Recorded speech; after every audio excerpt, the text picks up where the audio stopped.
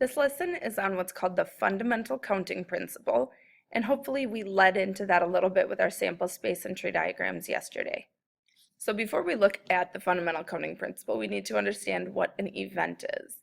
An event is one possible outcome. So when we listed our sample space, each time we listed a new possibility, that was an event. So for example, if you flip a coin, there are two possible events. Event 1 is flipping heads, and event 2 is flipping tails. Our fundamental counting principle simply says multiply all of your options together to get the total number of possibilities. So yesterday's video, we looked at rolling a die, which has 6 possible outcomes, and then flipping a coin, which has 2 possible outcomes, which gives us a total of 12 possible outcomes. Example 1 is one of my favorites because as a female, I totally know that if your shirt doesn't match your shoes, that is not a potential outfit.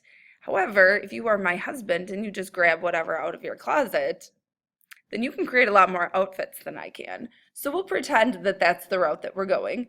So if we have 10 shirts and 6 pair of pants and 12 pair of shoes that we could mix and match as we choose, that would give us a total of 720 possible outfits that we could create with those items. This one is how many possible phone numbers are there. So as you probably have noticed, no phone numbers start with a 0 and no phone numbers start with a 1. So there are 10 total digits, 1 through 9 and 0, but we're not using 2 of them. So we have 8 options for the first digit in our phone number. And then we'll have 10 options for each of the other 6 digits, because in phone numbers, once you use a number, you can repeat it for the next number. Just making sure I have the right amount of 10s here. So remember, when you multiply 10 by 10, you get 100. Multiply by 10 again, you get 1,000, and so on. So we take the 8 and we add on all of those 6 zeros to get our total number of possible phone numbers is 8 million. Now those are just 7-digit numbers. Once you throw in an area code, that changes again.